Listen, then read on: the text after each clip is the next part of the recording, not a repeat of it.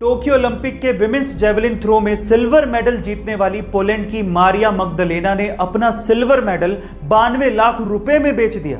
पर क्यों? उन्होंने ऐसा क्यों किया, उसका रीजन जान के आप लोगों को भी बहुत ज्यादा प्राउड फील होगा। पोलैंड की मारिया ने अपनी जिंदगी भर की कमाई, वो ओलंपिक का सिल्वर मेडल, इसलिए नीलाम कर दिया कि उन्हें 8 महीने के एक बच्चे की हार्ट सर्जरी के लिए पैसा डोनेट करना था।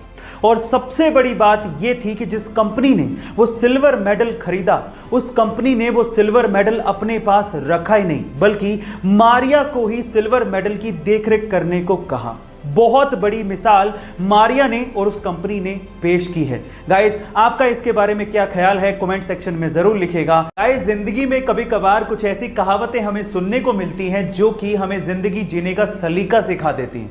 उन्हीं में से एक कहावत अभी मैं आपको बताने वाला हूं, ध्यान से सुनिएगा।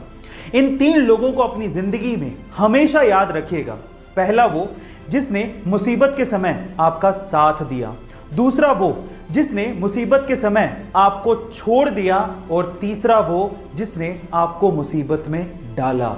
टोक्यो ओलंपिक 2020 में 12 साल बाद इंडिया के लिए गोल्ड मेडल जीतने वाले नीरज चोपड़ा पर पैसों की बारिश तो हो ही रही है, लेकिन इसके अलावा उनकी ब्रांड वैल्यू भी काफी ज्यादा इंक्रीज हो गई है। ओलंपिक में गोल्ड मेडल जीतना कोई छोटी बात नहीं होती, और अपने इसी एक गोल्ड मेडल के दम पे आज नीरज चोपड़ा विराट कोहली को भी टक्कर दे रहे हैं। गाइस, नीरज चोपड़ा इंडिया के पहले ऐसे ट्रैक एंड फील्ड एथलीट बन गए हैं जिन्हें गैटोरेड पेप्सिको का एंडोर्समेंट मिला है। इसके अलावा बड़ी बड़ी कंपनियां उन्हें एंडोर्समेंट के लिए अप्रोच कर रही हैं। इससे तो एक कहावत याद आती है कि अगर आप अच्छा भागोगे तो लोग आपको जूते भी देंगे, लेकिन अगर आप ये कहोगे कि आप मुझे जूते दो फिर मैं अच्छा भागूंगा, तो लोग आपको कुछ भी नहीं देंगे। गाइस, इसीलिए कहते हैं कि मेहनत करो और अपने दम पर वो सब चीजें पाओ जो आप चाहते हो। ये घटना घटी दूसरे विश्व युद्ध के बाद, जब 1945 में जापान में एक लड़का अपने छोटे भाई की डेड बॉडी को अपनी पीठ पे लाद कर उसके अंतिम संस्कार का इंतजार कर रहा था।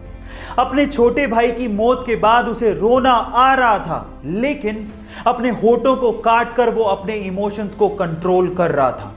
तभी एक गार्ड ने उस लड़के से कहा कि तुम ये भार मुझे क्यों नहीं दे देते।